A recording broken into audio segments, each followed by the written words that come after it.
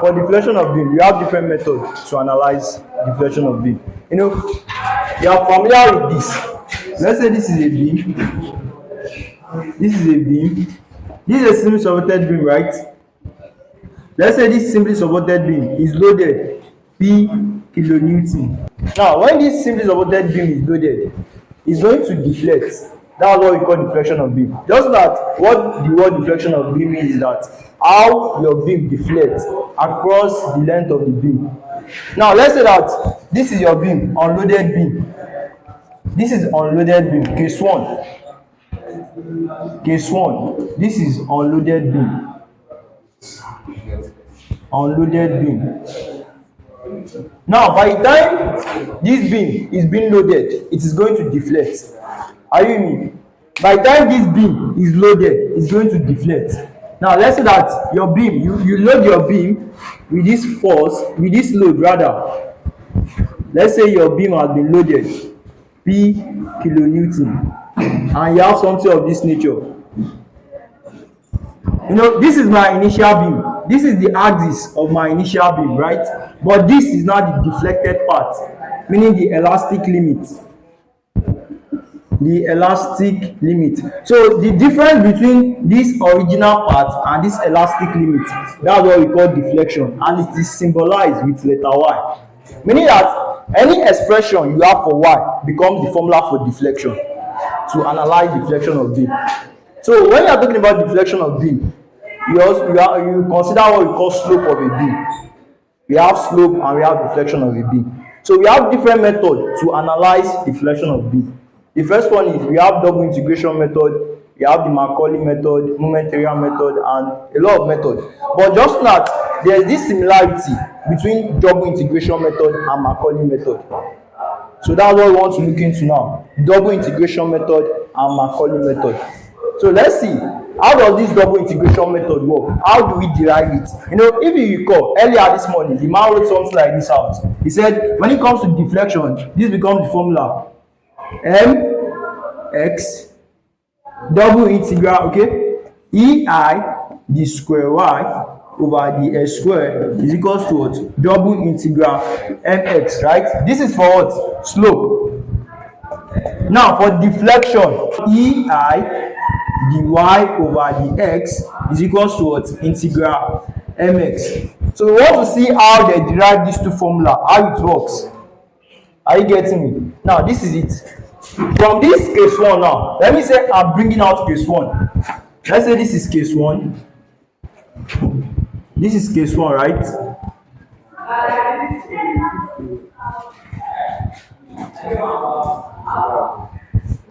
This is A, this is B. Now, let me extend this circle. This line that I are seeing, this deflected part, I can do an absorption that I want to have a circumference. I want to have a whole circle. Is it not? Meaning I'm saying I have something like this. Right? It is an absorption made. Just that a lot of absorption will come in as far as we want to get these two equations. How they derive this equation. That's what we want to do. A lot of absorption. We're doing a lot of absorption. So your first absorption is that from this guy here, this idea now, that's what we are using here. So the first absorption is that this deflected part, we are completing it to form a circle. We need a circumference from here. Are you getting it? Then from here now, this force loaded here, let me extend it up to the circumference. Let's say I have something like this. Are you with me? Now, you look at this thing very well that I can bring out right angle triangle from it, meaning something of this nature. Yes or no? Can you see how we are doing it now? We are doing absorption, and at the end, this is where we are going to. This is what we want to derive. So take note of those assumptions. We said the first thing is that complete your circle. Then the second one is what? Extend this force up to the circumference, bringing out what? Right angle triangle. This is a right angle triangle. Right? Now, when it comes to beam, the length is still the same thing as saying span. Span 5 meters. Meaning the length of your beam is what? 5 meters. If from here to here is x, if from here to here is x, from here to here is x, then call this place A, this is still A, this is B, call this place C. Then C to B will be what? Don't look at it symmetrically. You want to apply the idea of calculus now. A small change, like you are taking an elemental portion out of this whole length, it becomes ds. Are you getting me? Because we will use more of this later on. Let's say you have something like this. This is x, this is y. You now have this right angle triangle. You can relate this y axis as this also, right? This is the origin, 0 to y, 0 to x. For this one now, this one becomes dy, then this one is what? Dx. So what it means in general is that you are taking an elemental portion out of this total length. Are you getting it? So the same idea here too. Let's say from A to B is the total span. We are now taking an elemental portion, meaning C to D. C to D now becomes what? Dx. You understand the concept? Are you clear? Now call this place the alpha, and from here to here, call it the radius. Call it radius. Now this is your first start, and from here we've been able to derive a right angle triangle using this scenario, right? Now this right angle triangle will now bring you to your y-axis, your Cartesian coordinate, the y and the x-axis, and this is it. This is your x-axis, this is your what? Y-axis. You are bringing this right angle triangle, you are bringing it to this y-axis, this y and x-axis. But what you do here, don't bring it direct, you are bringing it in a slant manner, meaning you have something of this nature. You are bringing it like this.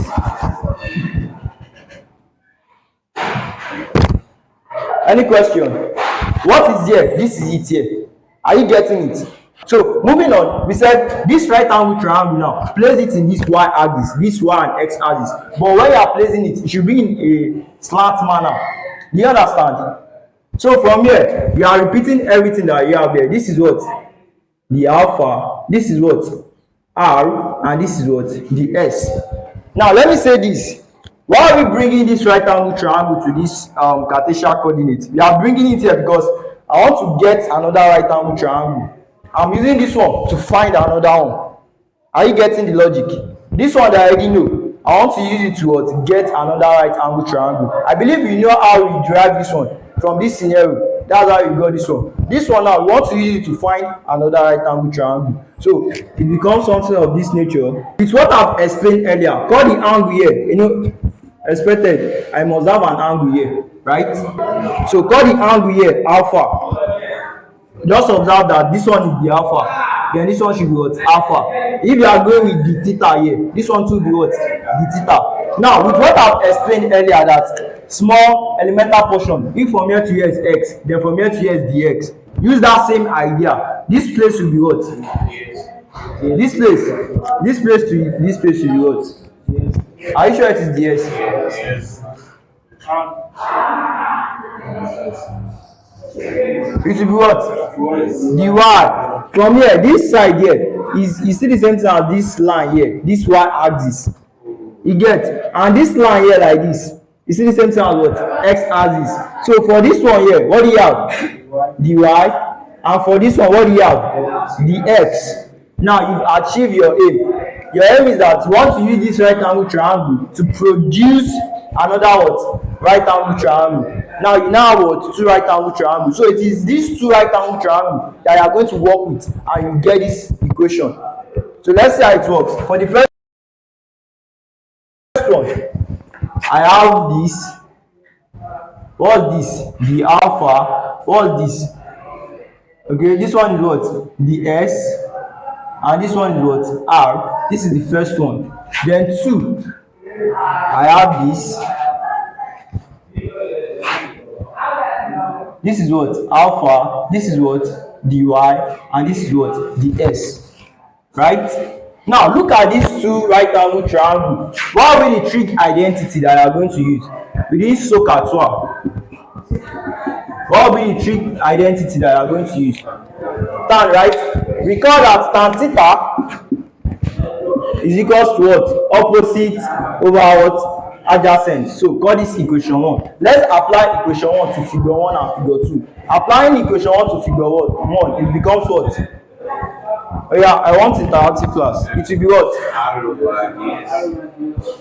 Not, from here, this is your angle here. Anywhere your angle is facing is the opposite. This is it.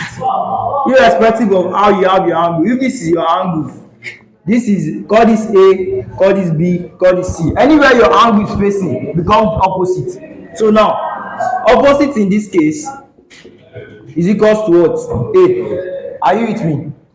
Why this one? The longest side, C, is what? Hypotenuse. Why the last one is what? Adjacent. Let me now change the angle orientation. What if I have my angle here? B will now be what here? Opposite. So what we are saying in essence is that anywhere your angle is facing is the opposite. Now, answer this figure 1 using this formula. It will now be what? Tan ds is equal to what? ds over r. So tan ds is equal to what? ds over what? R. Right? From this figure, call this equation 2. Apply the same idea to figure 2. What do you have? Tan what?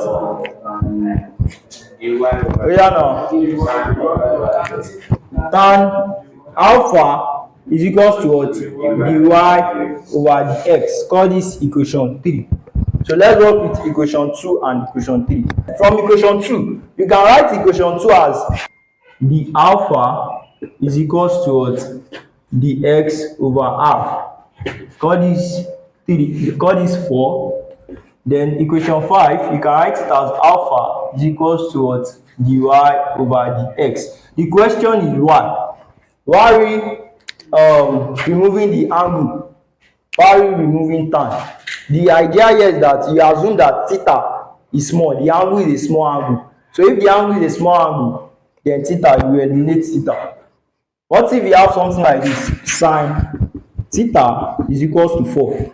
Me writing theta, the usual way is what? Theta is equals to what? Sine inverse of 4. But me not telling you guys that theta is equals to 4. What does it mean? Meaning that the angle in this case is assumed to be a small angle. Meaning if the angle is a small angle, then theta is equals to 4 degrees. So that's what we just use here. When you have something like this, you assume that the angle is a small angle. Meaning the alpha is equals to ds over r, and alpha is equals to what? Dy over ds. Right? Now from here, from equation 4, make 1 over r the subject of the formula. From equation 4, this equation, make 1 over r the subject of the formula. What do you have? You know what I'm saying? I said from equation 4, make 1 over r the subject of the formula. If this is the alpha is equals to dx over r, from here cross multiply, what do you have? The alpha multiplied by r is equals to what? ds, right? Divide both sides by what? The alpha. Meaning that r is equals to what? The alpha over ds. Sorry, the s over the alpha. Since I need a reciprocal, that would be what? I'll just flip it over. Meaning 1 over r is equals to what? The alpha over the s. Are you getting me? So that's it. Now from here, from what we've seen here, we can write it as what? From equation 4, by the time you make 1 over r the subject of the formula, meaning that 1 over r is equals to what? What do you get now? The alpha over the s. Call this equation 6. From equation 5, differentiate both sides with respect to x. Apply the idea of differentiation, implicit differentiation. When you have something like this now, you want to differentiate equation 5 with respect to x. That will be what? The alpha over the s is equals to what? D square y over the s square. Hope you are getting it. You are differentiating equation 5. Both sides. This is the left hand side. This is the what? Right hand side. So you are differentiating the left hand side with respect to s. This is what you have. Differentiate the right hand side with respect to x. This is what you have. You understand? Call this equation 7. Now, you got equation 4. You got equation 7 from equation 4, right? Back to equation 6 here. I believe you know how you got equation 6. You got equation 7 from what? 5. From 5 by differentiating both sides with respect to x. right? Now go back to equation 6, and I believe you now you got equation 6. You make 1 over all the surrogate of the formula. Now from equation 6, now there's this formula that we from bending stresses in beam. It's called Flexion equation. From bending stresses in beam, we call from bending stresses in beam, or you say from Flexion equation.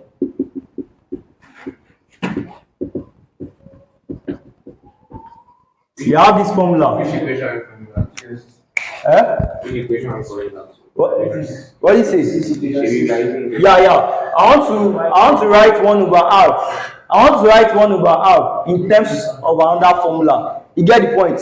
But this formula is called Flexion equation. So it is this relationship between Flexion equation. You now make 1 over all the subject of the formula there. And this relationship is what?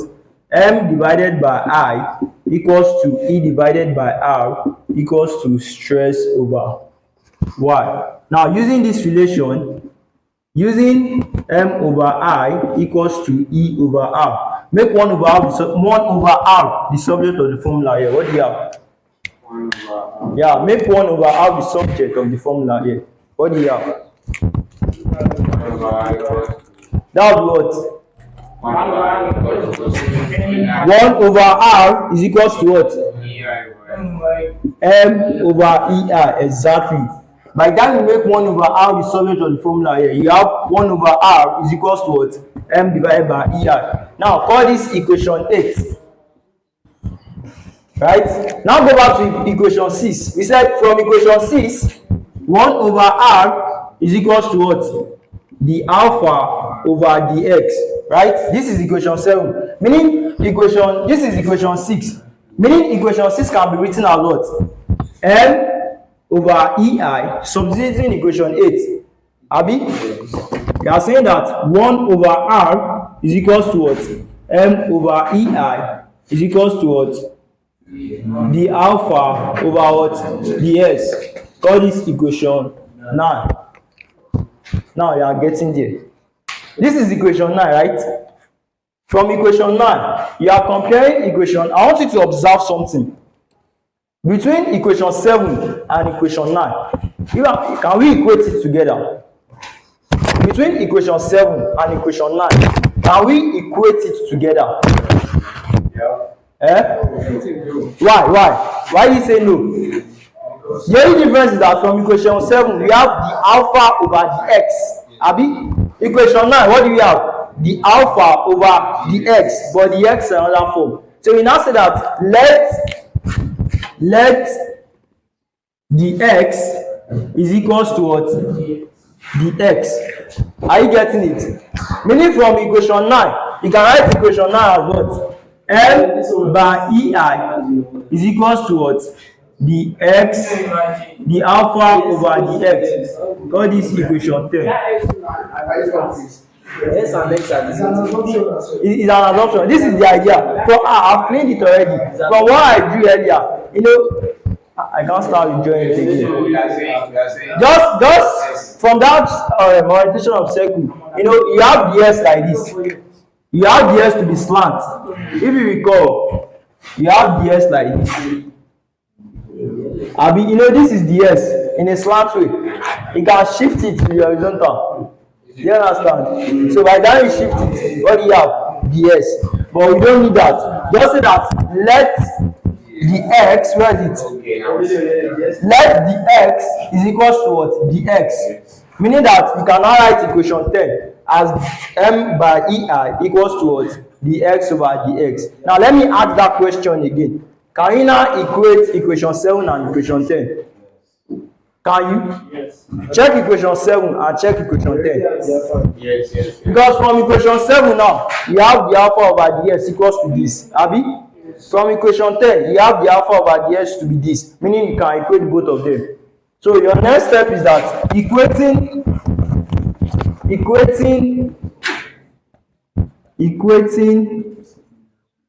equation what? 7 and what? 10. Meaning that the alpha over the x equals to the square y over the x square, and what? The alpha over the x equals to what? M by EI. It implies that M by EI, okay, let me do it this way. M by EI is equals to what? D square y over the x square. Call this equation 11. And this is your final equation. So these are the Mount Goddard equation I was explaining this morning. Now from here, since what's the topic? Deflection and what? Slope. Since we are talking about deflection and slope, by the time you integrate once, you get dy dx, and you can relate it to mathematics. You know, slope is dy dx, so that becomes your slope equation. By the time you integrate slope, what do you have? Deflection, which is y. And what do you represent to as here? Deflection. Do you understand the formula? So from this equation in level now, that's the final formula. To get the first equation for slope, integrate once. To get for deflection, for that integrating, meaning integrate your slope, you get, and that because that's what you'll be using in questions. I would love us to solve one question now. That's what you'll be using. So that means in most cases, once you get your slope, you guys will get your Exactly, you get your deflection. You know, the thing about this thing is that once you get your slope equation, you have a constant C1. When you now differentiate that slope again, you have another constant. It's either you use C2 or you use D. So the next step will now be substituting boundary condition so as to find C1 and that C2. Slope equation. Slope equation. Let's get the slope equation. To get your slope equation, integrate equation 11. By the time you integrate equation 11, let me rearrange equation 11 as d square y over the s square equals to m over what? EI. So I want to get my slope equation. Let's integrate. Integral d square y over the s square is equals to what? Integral m by what? EI. By the time you integrate, what do you have? The y over the x is equals to what? M over EI. Now, to get a deflection equation, that will be what? Integral dy over the x is equals to what? Double integral m over EI. Of course, by the time you integrate this, what do you have? Y is equals to double integral m over EI. And this is what we call the double integration method.